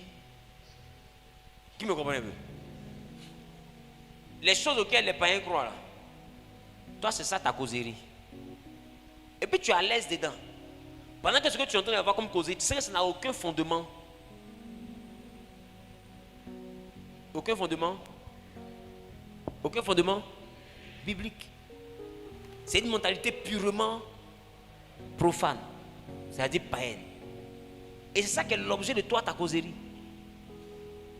Et tu te plais à ça. Donne-moi encore une autre causerie profane, une autre causerie. Oui, donne-moi. Pas ça? Et dès que tu es venu au monde, et puis le pied ici, là, en bas est plat. C'est que c'est une femme qui porte malheur. Et toi, tu es chrétien, tu y réponds ces nouvelles-là. Et tu as vu, ces pieds-là sont comme ça, c'est canard. Ça, elle porte malheur. Il y a quoi encore? Voilà. On ne siffle pas la nuit. Ah, il fait nuit et puis tu siffles la nuit.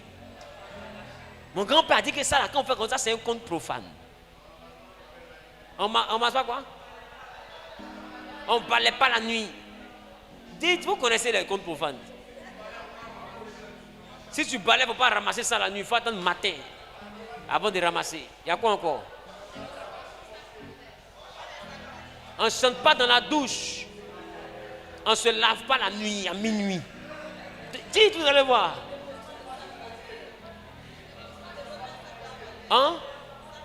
On ne s'assoit pas sur mortier. C'est un mortier devenu sacré. Il y a quoi encore?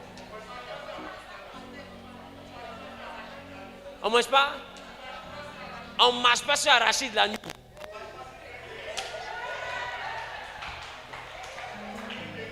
On ne marche pas sur grain de riz.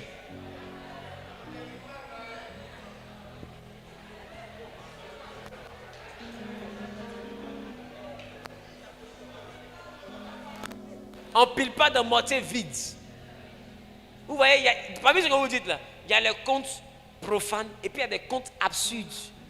Les deux sont dans les exemples en même temps. Qui me comprend un peu? Vous voyez, ça relève de d'autres croyances. Ça relève de d'autres croyances. Ceux qui l'ont dit là, ils l'ont dit par rapport à quelque chose. Ils l'ont dit par rapport à leur divinité. Ils l'ont dit par rapport à leur pacte. Ils l'ont dit par rapport à leurs alliances. Qui me comprend un peu?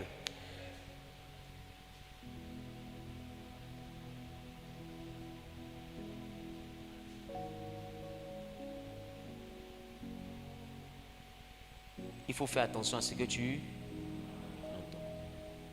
Donc les légendes païennes ne rentrent pas dans ça. Amen. Ne rentrent pas dans ça. 2022 sera pour toi l'année de l'excellence au nom de Jésus. L'année de la gloire au nom de Jésus. L'année de la bénédiction au nom de Jésus. L'année de l'équilibre au nom de Jésus. L'année du témoignage au nom de Jésus. L'année de la gloire au nom de Jésus. Celui qui dit Amen 3 fois est propriétaire.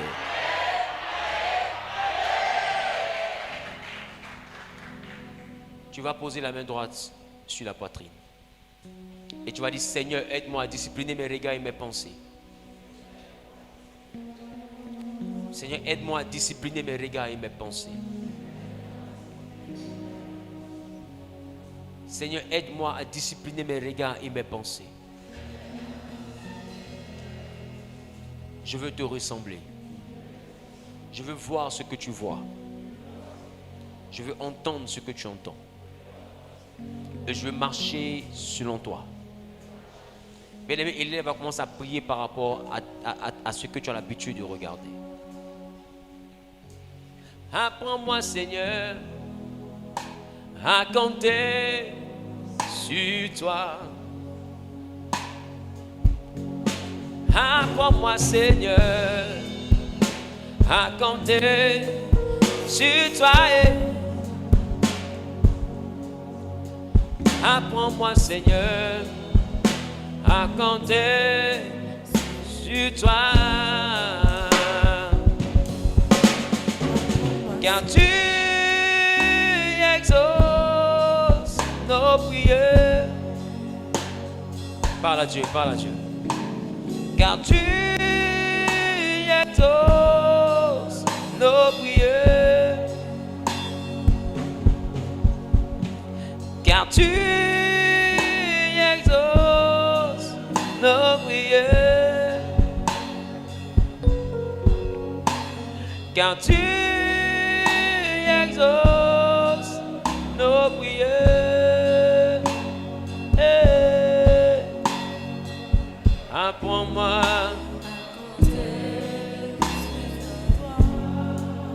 Apprends-moi, Apprends-moi, Seigneur, à compter sur toi. Apprends-moi, Papa, Apprends-moi, Seigneur, à compter sur toi. Apprends-moi, Apprends-moi, Seigneur, à compter sur toi. Tu vas élever la voix, tu vas prier pour le système de la pensée. Mets la main sur la tête. Tu vas dire de renouveler ton système de pensée. Qu'il éloigne de ta mentalité toute pensée corrompue, toute pensée impure, tout ce qui ne le glorifie pas, tout ce qui t'empêche dans le système de ta pensée de manifester Dieu. Il lève la voix et parle à Dieu.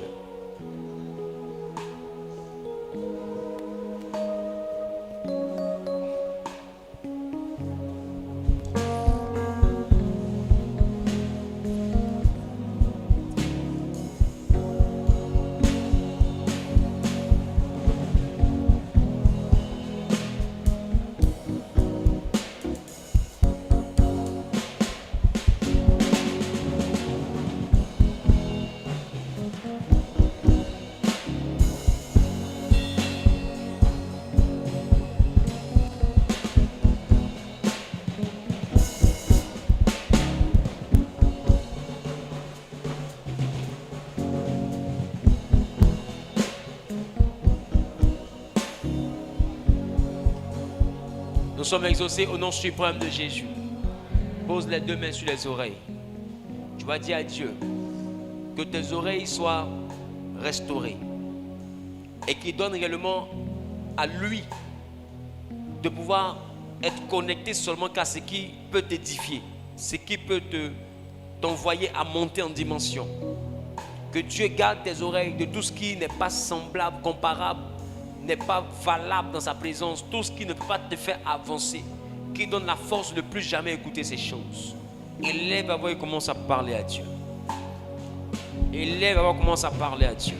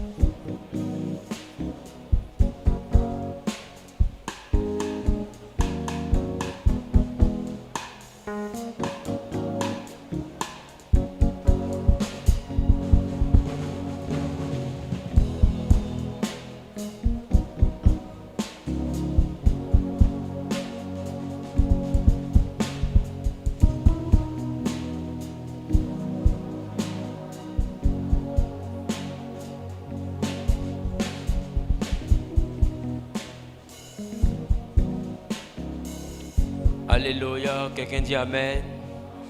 On va prier pour le 4e et le dernier sujet. Tu vas dire à Dieu que ces anges viennent faire le tri autour de toi.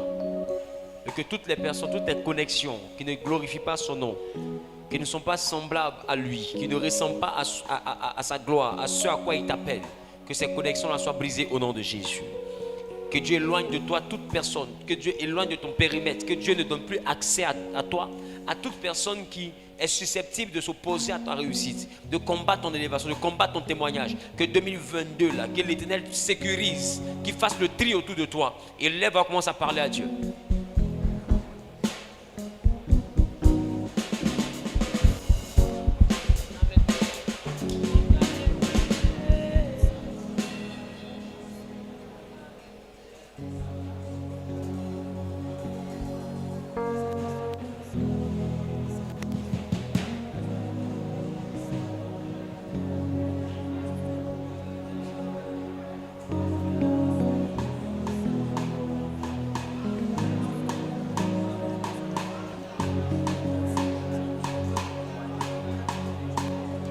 Que Dieu éloigne de toi toute mauvaise compagnie, toute personne qui dans ton entourage est susceptible de s'opposer à ta bénédiction, à ton témoignage, soit chassée au nom suprême de Jésus.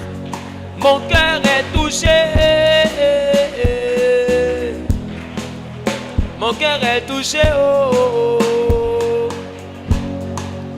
Je veux te dire merci, mais les mots ne suffisent pas. Je veux te dire merci, mais les mots ne suffisent pas. Mon cœur est touché,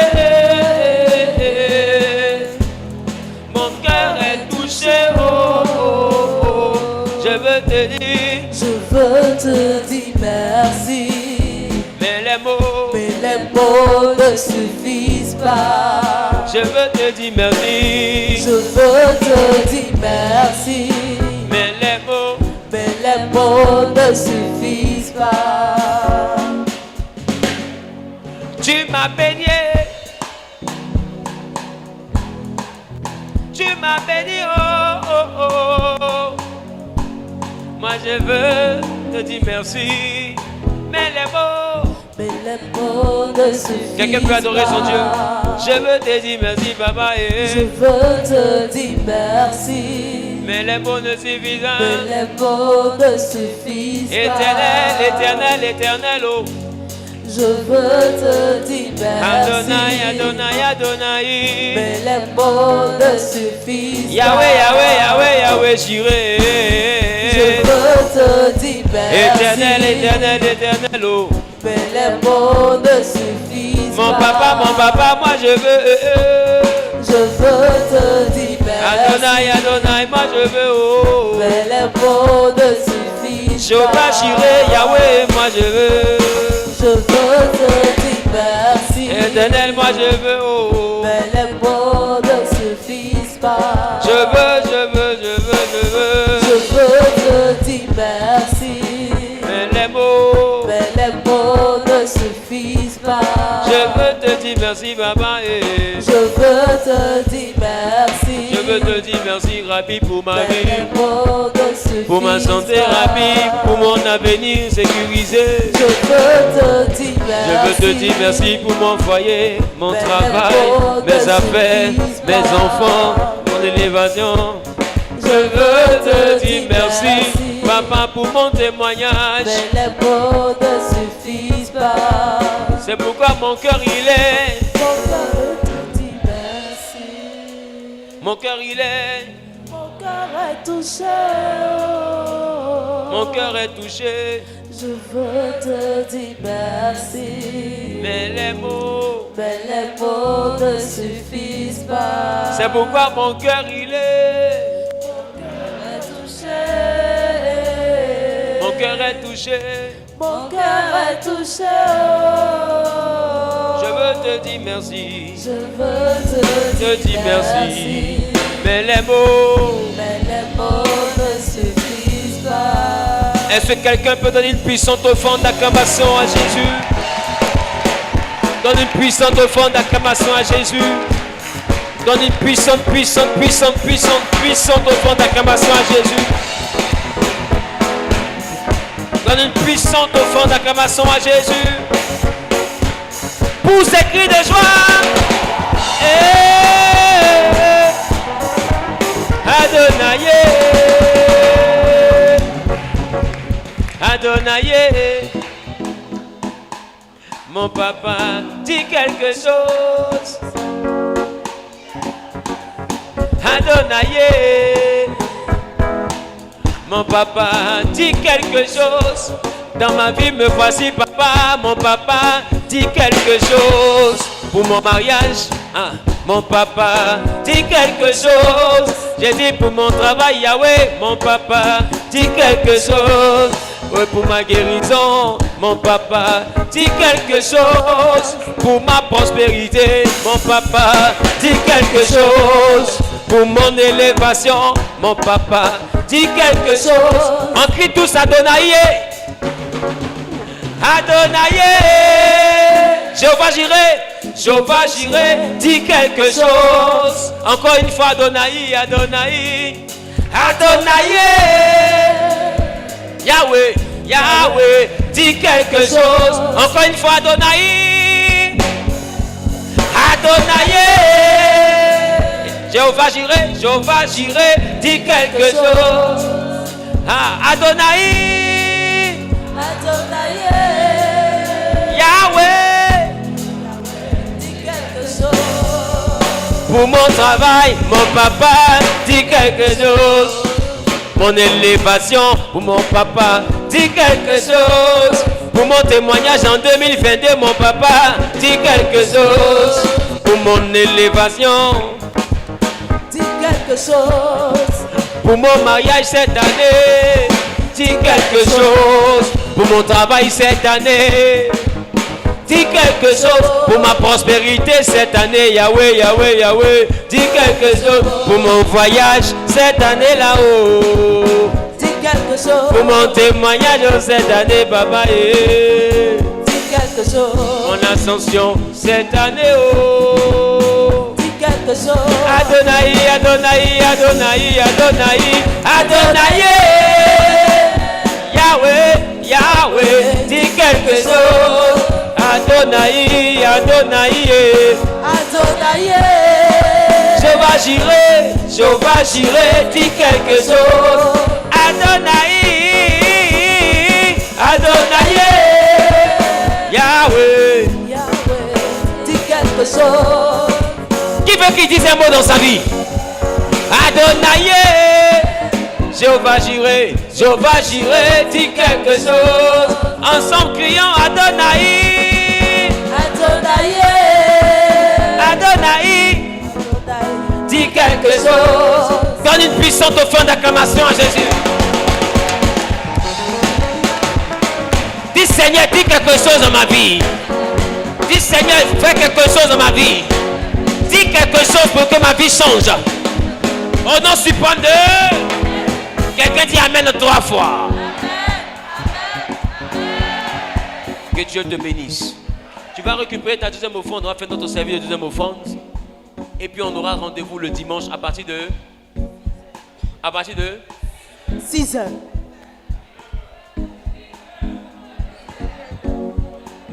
Bon, faut prendre ton offrande d'abord. Prends ton offrande d'abord.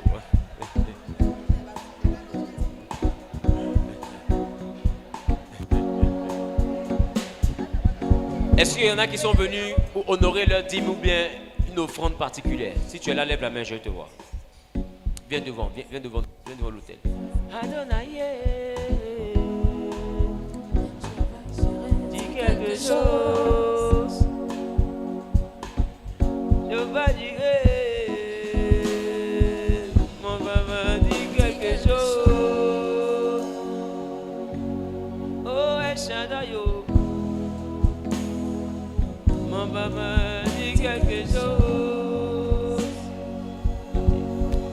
Jéhovah Raphaël, faites vos feux. Yahweh, dis quelque chose. Où je suis, moi j'ai besoin de toi. Dans mon ministère, moi j'ai besoin de toi.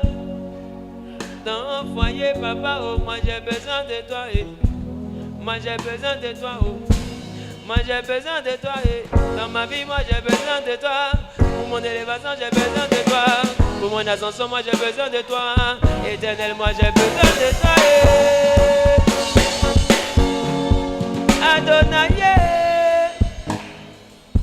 Yahweh, dis quelque chose.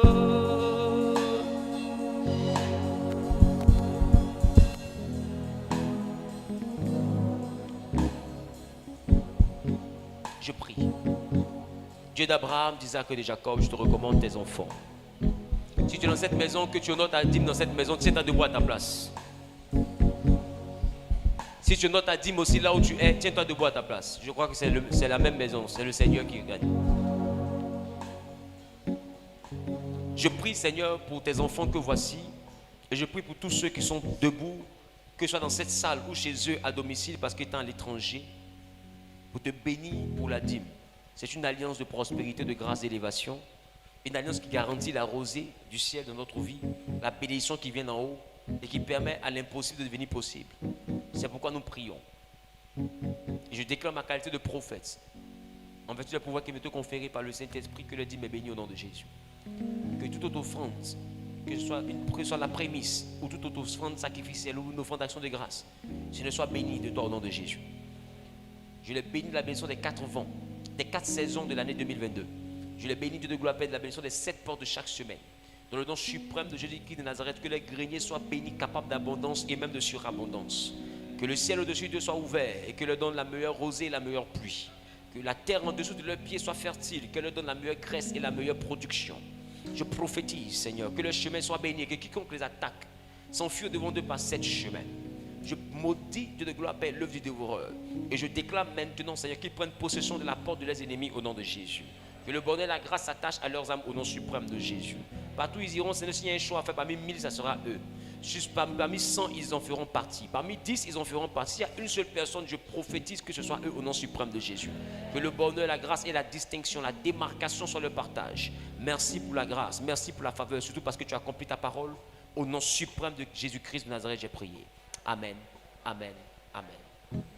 Tu peux venir faire ton offrande dans les différentes corbeilles. Moi j'ai besoin de toi, j'ai besoin de toi. Moi j'ai besoin de toi, moi j'ai besoin de toi, oh. Pour mon ministère j'ai besoin de toi. Pour ma famille j'ai besoin de toi. Pour mon travail moi j'ai besoin de toi, Pour mon foyer moi j'ai besoin de toi. Pour guérir la vie moi j'ai besoin de toi. Éternel moi j'ai besoin de toi. Éternel moi j'ai besoin de toi, Adonai, dis quelque chose. Tu peux venir faire ton offrande. On a fini les offrandes. On a déjà fait les offrandes. Ok, Dieu vous bénisse. Tiens-toi debout à ta place. Dis merci à Dieu pour ce moment qu'il a rendu possible. Maintenant, je vous donne l'information. Le dimanche, là, le culte sera à 9h.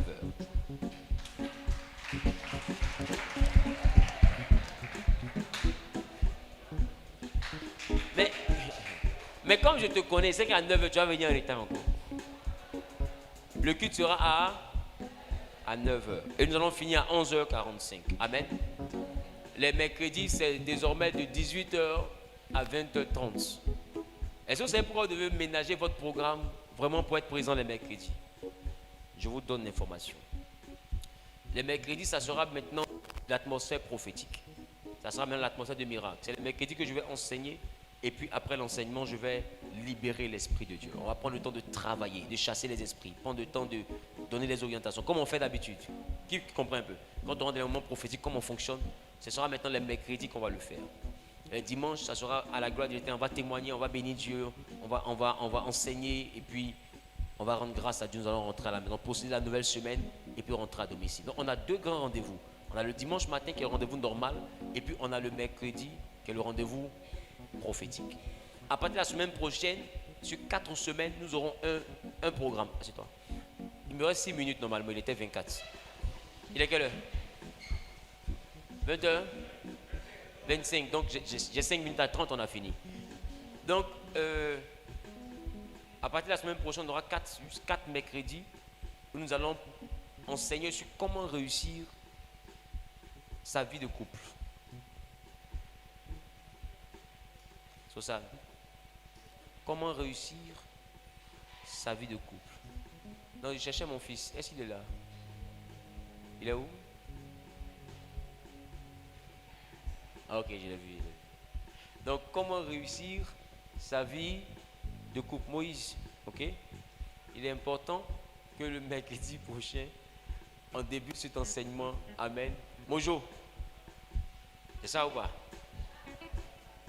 Béboun. Donc, à partir de la semaine prochaine, on aura comment réussir sa vie de couple. Et quand je parle de vie de couple, ça concerne même les fiancés, ça concerne les mariés, ça concerne tous ceux qui aspirent à une vie de couple normale. Amen. Donc, on va prendre le temps de travailler là-dessus en enseignement. Et puis après, on va laisser l'Esprit de Dieu se manifester. Amen. Donc, on aura ce programme-là presque tous les mercredis. Amen. Et même les dimanches aussi. C'est pourquoi vous allez voir les panneaux en ville à partir de la fin de la semaine pour annoncer vraiment ce programme et tout. Et je sais que ça sera un grand moment de bénédiction. Amen. Donc, il faut faire le nécessaire pour te rendre disponible. Alléluia. Voilà. Et désormais, comme j'ai eu à le dire, après 40 minutes, l'accès sera fermé parce que je vais prendre la parole après 40 minutes. C'est-à-dire quand on commence à 18h, 18h40, je prends le micro. Donc il faut s'arranger pour être déjà dans la salle. Amen.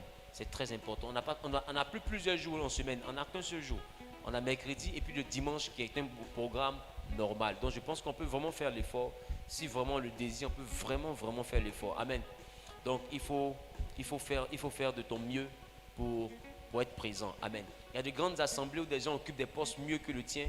Mais quand on dit 18h, ils sont là. Amen ou pas? Amen ou pas? D'autres sont des DG, d'autres sont des DICAB, puis ils sont des églises. Puis à 18h, ils sont là. Donc, ça veut dire que tu peux le faire. Amen. Voilà. Tu peux le faire. C'est très important. Tout dépend de ce que tu mets en priorité. Des fois, même au travail, là, tu quittes, tu descends plus tôt parce que tu as un rendez-vous, parce que tu as une réunion. Deux fois, tu dois chercher l'argent quelque part. Va. Donc, tu peux aussi le faire pour le Seigneur. Une fois par semaine, je pense que ce n'est pas mauvais. Amen. Vraiment que Dieu vraiment te bénisse. Et puis, il faut calculer les embouteillages. Quand tu sais qu'il y a un embouteillage, tu prends tes dispositions pour décoller plus vite. Parce que tu sais que là où tu pars, il y a ta bénédiction là-bas. Alléluia. Donc, vraiment que Dieu vous bénisse. Donc, le dimanche, on aura vraiment notre culte à caractère purement prophétique. On va prendre le temps vraiment de travailler le dimanche. Et puis, on va faire l'ouverture en même temps ce dimanche-là du programme en ce qui concerne comment réussir sa vie de couple selon la Bible. Amen. Voilà, parce que pour nous, ce n'est pas du coaching, pour nous, c'est de la prédication.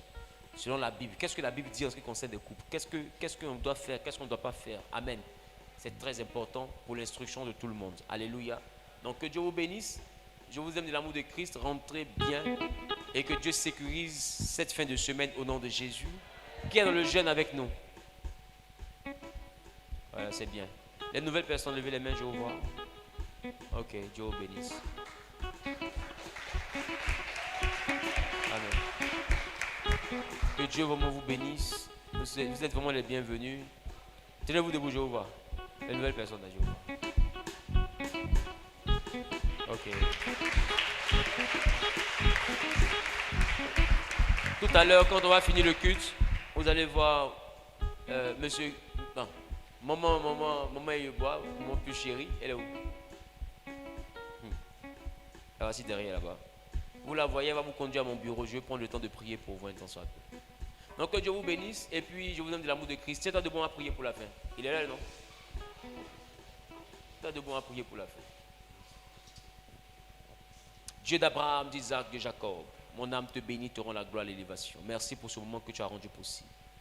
Mon âme te bénit pour ceux qui sont ici et mon âme te bénit pour ceux qui sont dans les pays de résidence et qui nous suivent par l'intromise des réseaux sociaux. Je prie que ta grâce, ta faveur nous arrose tous, que ta sécurité soit dans notre vie, que la prospérité s'attache à nos activités, que tu donnes à nos activités de s'étendre à gauche et à droite, mais surtout que nous soyons capables d'abondance et de surabondance. Démarque-nous dans tout ce que nous faisons et partout où nous irons.